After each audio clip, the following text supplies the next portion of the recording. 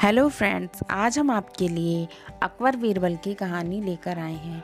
Please कहानी को start करने से पहले चैनल को सब्सक्राइब कीजिए। वीडियो अच्छी लगे तो लाइक कीजिए। अकबर बीरबल की कहानी एक पेड़ और मालिक दो।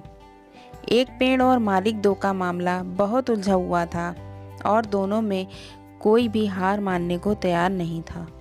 दोनों पक्षों की बातें सुनकर और सोच विचार करने के बाद बादशाह अकबर ने यह मामला अपने नवरत्नों में से एक बीरबल को सौंप दिया। मामले को सुलझाने और सच्चाई का पता लगाने के लिए बीरबल ने एक नाटक रचा।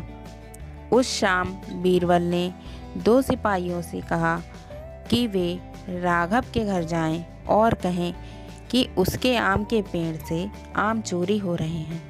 उन्होंने दो सिपाहियों को केशव के घर जाकर भी यही संदेश देने को कहा। साथ ही बीरबल ने यह कहा कि यह संदेश देने के बाद वो उनके घर के पीछे छिपकर देखें कि राघव और केशव क्या करते हैं। बीरबल ने यह भी कहा कि राघव और केशव को पता नहीं लगना चाहिए कि तुम उनके घर आम की चोरी की सूचना लेकर जा रहे हो। सिपाहियों ने बिल्कुल वैसा ही किया जैसा बीरबल ने कहा। दो सिपाही केशव के घर गए और दो राघव के घर। जब वो वहां पहुंचे तो उन्हें पता चला कि राघव और केशव दोनों ही घर पर नहीं थे। तो सिपाहियों ने उनकी पत्नी को यह संदेश दे दिया। जब केशव घर पहुंचा तो उसकी पत्नी ने उसे आम की चोरी की सूचना दी। यह सुनकर केशव ने कहा, अरे भगवान, खाना तो खिला दो। आम के चक्कर में क्या मैं भूखा बैठा रहूं? और कौन सा वह पेड़ मेरा अपना है? चोरी हो रही है तो होने दो, सुबह देखेंगे। यह कहकर वह आराम से बैठकर खाना खाने लगा। वहीं राघव घर आया तो उसकी पत्नी ने यह बात उसे बताई तो वह उल्टे पैर पेड़ की तरफ दौड़ पड़ा। उसकी पत्नी ने पीछे से आवाज लगाई, अरे खाना तो खा लीजिए। जिस पर राघव ने कहा, खाना तो सुबह भी खा सकता हूँ, लेकिन अगर आज आम के चोरी हो गए तो मेरे पूरे साल की मेहनत पर पानी फिर जाएगा।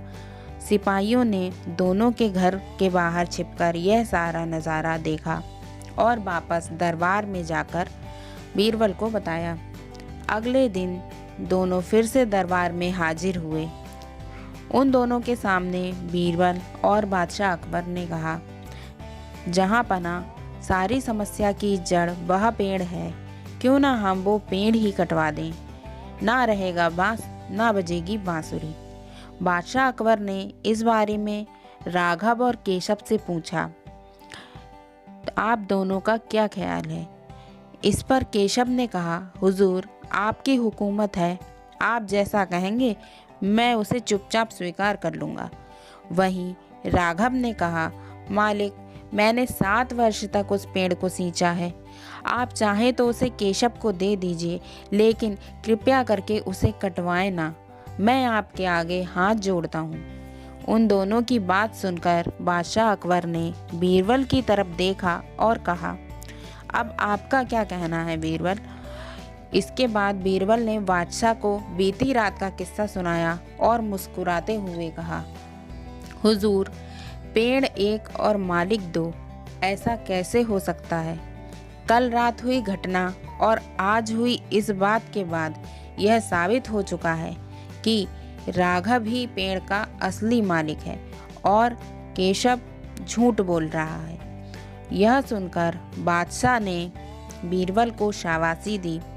उन्होंने अपने हक के खातिर लड़ने के लिए राघव को बधाई दी और चोरी करने व झूठ बोलने के लिए केशव को जेल में बंद करने का आदेश दे दिया। कहानी से सीख।